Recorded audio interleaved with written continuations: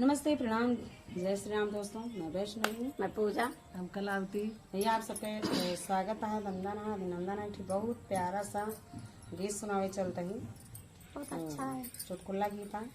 गीत कैसे लागे कमेंट करके बताओ जी। देखा है गीत गानम के विकास है और आप सब गीत के माध्यम से साफ सब चाहिए हमारी बिछा में के बेच रहे। अरे बजर पारई जिम्मेदारी मुकदमा झुलनी बिकाई गए। बजर पारई जिम्मेदारी मुकदमा झुलनी बिकाई गए। झुलनी बिकाई गए हो, झुलनी बिकाई गए। झुलनी बिकाई गए हो, झुलनी बिकाई गए। बाजार पारई जिम्मेदारी मुकदमा झुलनी बिकाई गए। ससुर कई पाली सासुया बिकाई गए। ससुर कई पाली सासुया बिकाई गए। नदी पैयाई गवाना दुआरे चार बैला बिकाई गए। नदी पैयाई गवाना दुआरे चार बैला बिकाई गए।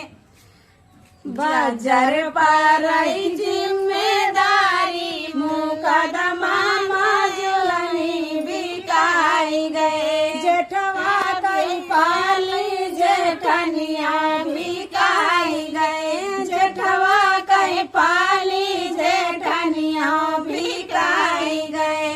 अरे नदी पैयाई गवाना दुआरे चार भाई से बिकाई गए। नदी पैयाई गवाना दुआरे चार भाई से बिकाई गए। बाजार पारई जिम्मेदारी मुकदमा झुलनी बिकाई गए। बाजार पारई जिम्मेदारी मुकदमा झुलनी बिकाई गए। देवरा कई पाली देवरनिया बिकाई गए। देवरा कई पाली देवरनिया बिकाई गए।